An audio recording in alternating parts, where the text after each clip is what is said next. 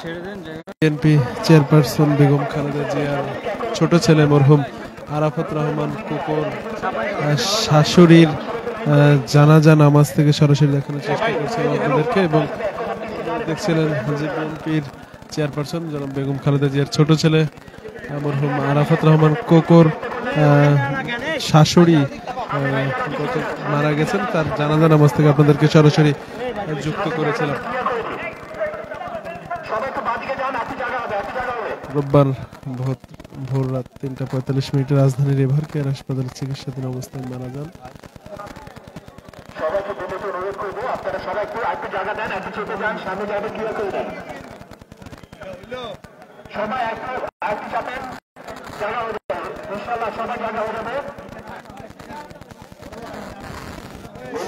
যারা আছে ওনারা সামনে থাকবেন, আপনারা একটা কর্নার থেকে কাভার করেন, সমান করে দেবেন, ডান দিক থেকে সমান করে দেবেন।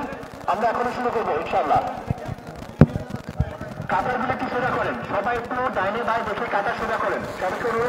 রোববার ৬ এপ্রিল ভোর রাত ৩টা ৪৫ রাজধানীর এভার কেয়ার হাসপাতালে চিকিৎসাধীন অবস্থায় মারা যান। ভাই আসো না,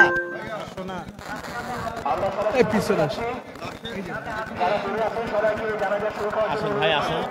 এই মিজান, এই মিজান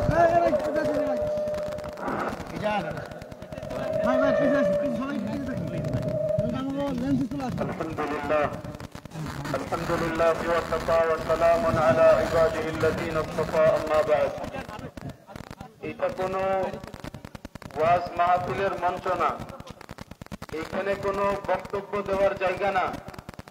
শুধু এতটুকুই আমাদের শিক্ষা নেওয়ার জন্য যথেষ্ট যে আমি দাঁড়িয়ে আসছি, আল্লাহ পাক চাইলে আমাকে এখানে শোয়া রাখতে হবে। আমি এখনো আমার দুই পায়ে দাঁড়িয়ে আছি, মানে এটা আমার জন্য গোল্ডেন চান্স। আল্লাহ পাক আমাকে সুযোগ দিয়ে রেখেছে, চাইলে আল্লাহ রাব্বুল আলামিন আমাকে এই মারহুমার জায়গায় শোয়ায় রাখতে পারতেন, কিন্তু আল্লাহ রাব্বুল আলামিন আমাকে সুযোগ দিয়েছেন। আল্লাহ নবী সাল্লাল্লাহু আলাইহি ওয়াসাল্লাম বলতেন, কাফা বিল মারই আল মাউত ওয়াইদা, মানুষের জন্য মৃত্যু সবচেয়ে বড় ওয়াজ। যে মানুষের সামনে মানুষ আরেকজনকে দেখবে যে মারা গেছে, এইটার থেকেই মানুষ যথেষ্ট শিক্ষা নিতে পারবে।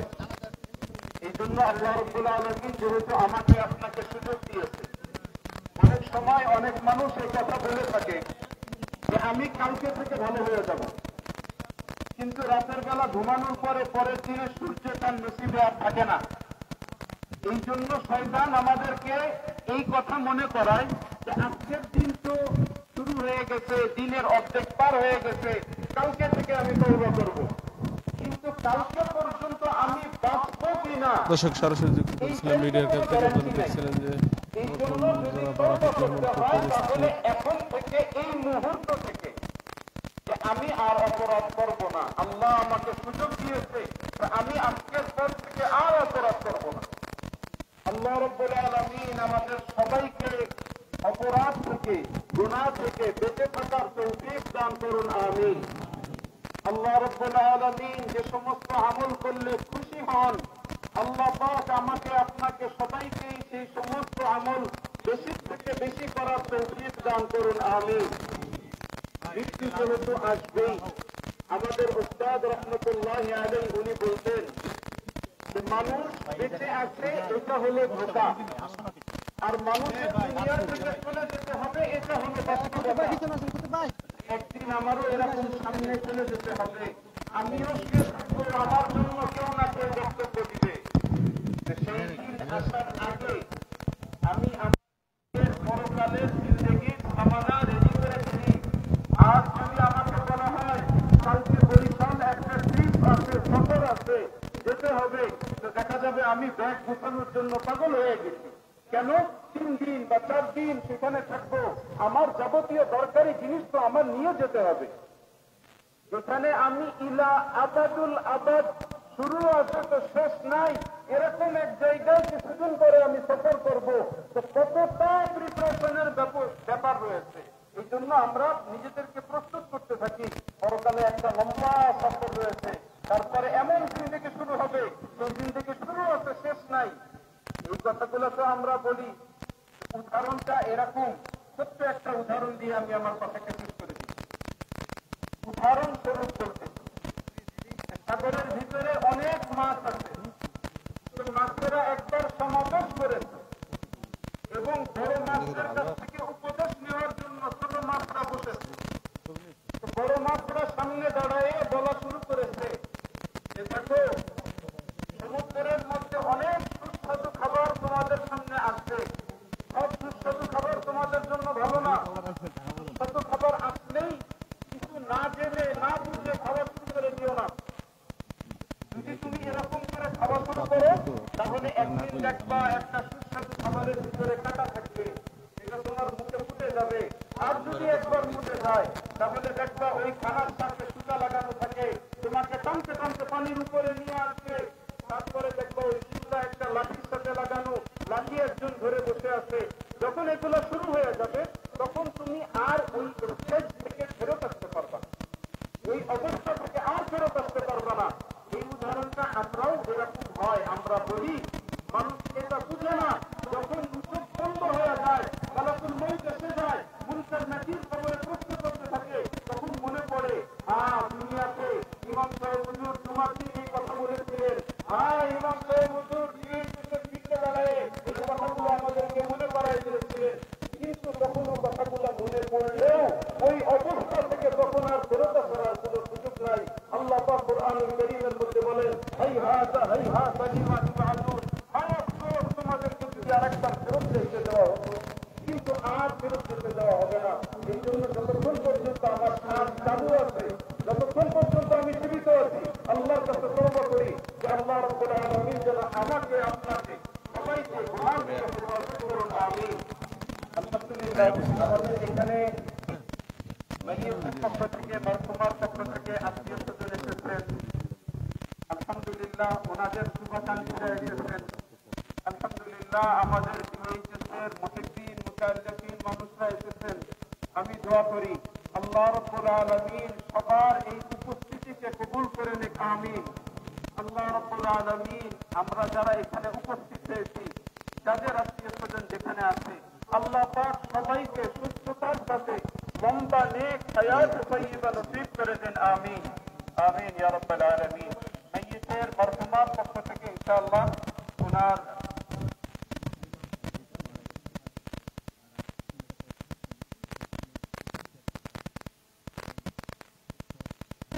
আলহামদুলিল্লাহ আমাদের এখানে দিয়া পরিবারের পক্ষ থেকে আলহামদুলিল্লাহ অনেক রাজনীতিবিদরা এসেছেন। আলহামদুলিল্লাহ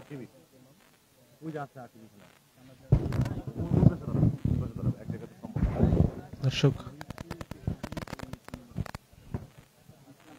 আমরা জানাজার নামাজের জন্য পাঁচ দিকে দিয়ে তাদেরকে শুরু করি, মানে বামে তাকিয়ে তাদেরকে শুরু করি যতদূর সম্ভব।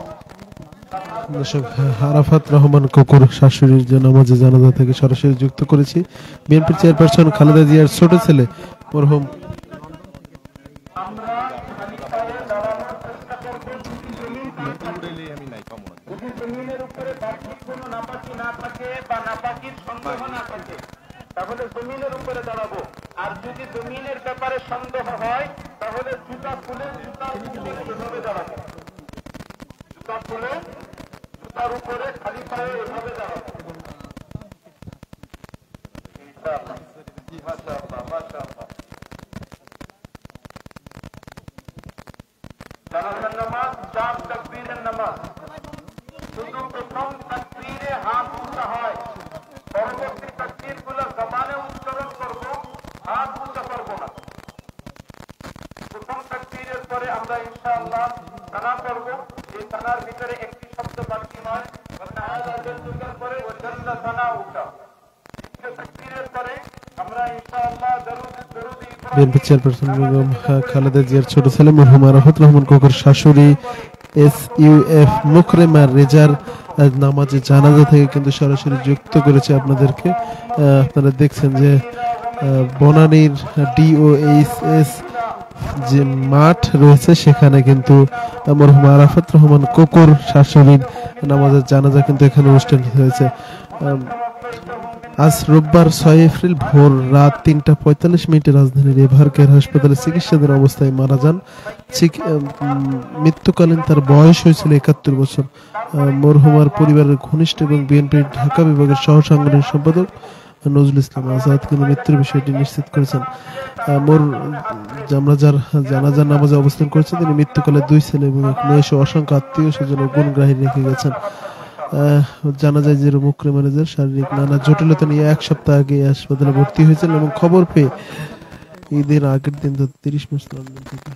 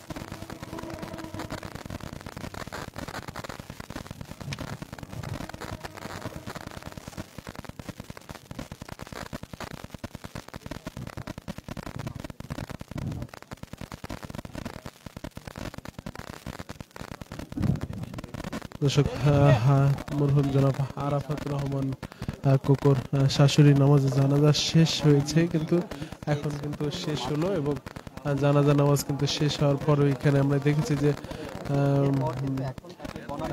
বনানী কবরস্থানে কিন্তু সেই লাশ নিয়ে যাওয়া হচ্ছে এবং সেখানে কিন্তু তাকে কবরস্থ করা হবে, দাফন করা হবে। এখানে আমরা দেখেছি যে আরাফাত রহমান কোকর শাশুড়ির নামাজে জানাজায় কিন্তু বিএনপির বিভিন্ন পর্যায়ের নেতৃবৃন্দ কিন্তু এখানে উপস্থিত হয়েছেন এবং আমরা দেখেছি যে এখানে কিন্তু বিএনপির স্থায়ী কমিটির সদস্য সালাউদ্দিন আহমেদ উপস্থিত হয়েছেন এবং বিএনপির আরো অন্যান্য কেন্দ্রীয় নেতৃবৃন্দ কিন্তু এখানে উপস্থিত হয়েছেন এবং আমরা দেখেছি যে বিএনপির ছাড়াও বিভিন্ন শ্রেণী পেশার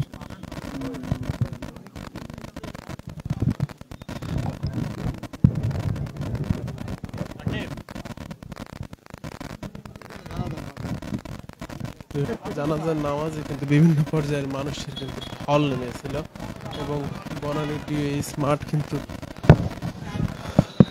ভরপুর।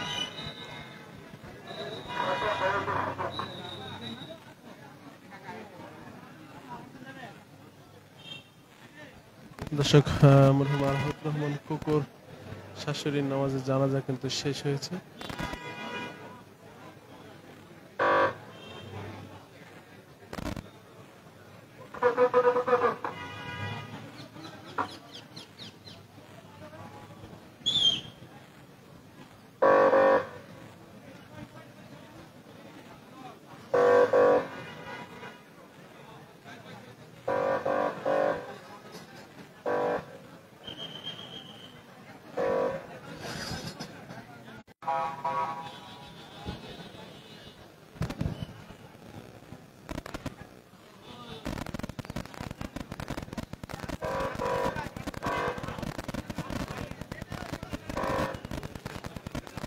আরাফাত রহমানের শাশুড়ির মৃত্যুতে কিন্তু বিএনপির বিভিন্ন পর্যায়ের নেতৃবৃন্দ শোক জানিয়েছেন এবং বিএনপির ভারপ্রাপ্ত চেয়ারপারসন জনাব তারেক রহমানও কিন্তু শোক জানিয়েছেন এবং রোববার সকালে এক শোক বার্তা কিন্তু তারেক রহমান বলেন যে SUF মোকরেমা রেজার মৃত্যুতে তার শোকাহত পরিবার মতো আমিও গভীর সমবেদী। দর্শক, এই মুহূর্তে আপনাদেরকে যুক্ত করেছিলাম বনানী DOASS মাঠ থেকে, যেখানে বিএনপি চেয়ারপারসন বেগম খালেদা জিয়ার ছোট ছেলে মরহুম আরাফাত রহমান কোকর শাশুড়ি কিন্তু মরহুমা মোকরেমা রেজার কিন্তু জানাজা নামাজ সম্পন্ন হয়েছে এবং জানাজার নামাজ শেষে কিন্তু তাকে বনানী কবরস্থানে দাফন করা হবে এবং সেখানে কিন্তু তাকে নিয়ে যাওয়া হচ্ছে এবং দেখেছি যে হাজারো মুসল্লি কিন্তু তার জানাজা নামাজে অংশগ্রহণ করেছে এবং বিএনপির বিভিন্ন পর্যায়ের নেতৃবৃন্দ এছাড়াও বিভিন্ন অঙ্গ সংগঠন সহ নানা পর্যায়ের নেতৃবৃন্দ কিন্তু এখানে উপস্থিত হয়েছিলেন এবং জানাজা নামাজে দেখেছি যে বিএনপির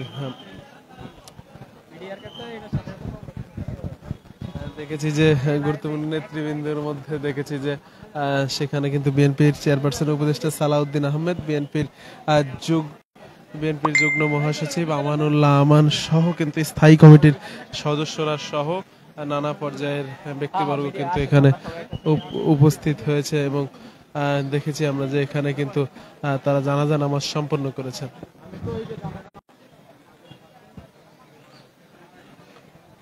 এবং জানাজা নামাজ শেষে কিন্তু তাকে বনানী কবরস্থানে দাফন করা হবে। এই জন্য কিন্তু তাকে নিয়ে যাওয়া হচ্ছে। রোববার সকালে ধানমন্ডির এভারকেয়ার হসপিটালে কিন্তু মরহুম আরাফাত রহমান কোকর শাশুড়ি জনাবা মোকরেমা রেজা তিনি ইন্তেকাল করেন এবং এই ইন্তেকালের আগে কিন্তু তিনি নানা ধরনের শারীরিক সমস্যায় ভুগছিলেন বলে কিন্তু আমরা জেনেছি যে তিনি কিন্তু নানা ধরনের শারীরিক সমস্যায় কিন্তু ভুগছিলেন। তিনি বেশ কিছু শারীরিক জটিলতায় ভুগছিলেন এবং তার মৃত্যুর তার তীব্র শারীরিক অসুস্থতার সময় কিন্তু তার মেয়ে তিনি কিন্তু লন্ডনে ছিলেন। সেখান থেকে খবর পাওয়ার পরেই কিন্তু তিনি সেখান থেকে ফিরেছেন দেশে এবং দেশে ফিরে কিন্তু তার অসুস্থ মায়ের পাশে দাঁড়িয়েছিলেন এবং আমরা এখানে দেখেছি যে বিএনপির বিভিন্ন পর্যায়ের নেতৃবৃন্দ কিন্তু মূলত এখানে এসেছেন এবং আমরা দেখেছি যে ক্রিকেটার তামিম ইকবাল সহ বিভিন্ন পর্যায়ের ব্যক্তিবর্গ কিন্তু তার জানাজা নামাজে অংশগ্রহণ করেছেন এবং বনানী DOASS যে ফিল্ডটি রয়েছে সেখানে কিন্তু মানুষের ব্যাপক জনসমাগম কিন্তু লক্ষ্য করা গেছে এবং সেই জনসমাগমে কিন্তু মানুষের ব্যাপক জনসমাগম কিন্তু তাদের লক্ষ্য করা গেছে এবং তারা কিন্তু সেই জনসমাগমে কিন্তু মাধ্যমে যে জানাজা নামাজটি সেটি কিন্তু সম্পূর্ণ হয়েছে এবং আমরা দেখেছি যে এখনো কিন্তু তার দাফন কার্যে অংশ নেওয়ার জন্য বিভিন্ন পর্যায় থেকে মানুষজন কিন্তু জড়ো হচ্ছেন, উপস্থিত হয়েছে। দর্শক, সরাসরি যুক্ত করেছিলাম বনানী DOASS মাঠ থেকে ভিডিও আর্কাইভের মাধ্যমে। আপনারা দেখছিলেন যে জানাজা বিএনপির চেয়ারপারসন মরহুম আরাফাত রহমান কোকর শাশুড়ির জানাজা নামাজ থেকে সরাসরি দেখানোর চেষ্টা করেছিলাম। ঠিক একটু আগেই কিন্তু তার জানাজা জানাজা কিন্তু সম্পন্ন হয়েছে এবং তার মরদেহটি কিন্তু দাফনের জন্য বনানী কবরস্থানে নিয়ে যাওয়া হয়েছে এবং সেখানে কিন্তু তাকে দাফন করা হবে এবং বিএনপির গুরুত্বপূর্ণ নামাজে অংশগ্রহণ করেছিলেন এবং তারা কিন্তু দর্শক, বিএনপি চেয়ারপারসন বেগম খালেদা জিয়ার ছোট ছেলে মরহুম আরাফাত রহমান কোকর শাশুড়ির নামাজ জানাজা থেকে সরাসরি যুক্ত ছিলাম ভিডিও আর্কাইভের মাধ্যমে। আপনারা আমাদের লাইভটি শেয়ার করে দিন, অন্যকে দেখার সুযোগ করে দিন। এই ছিল বিএনপির চেয়ারপারসন বেগম খালেদা জিয়ার ছোট ছেলে মরহুম আরাফাত রহমান কোকর শাশুড়ির নামাজ জানাজা থেকে সরাসরি এবং সর্বশেষ।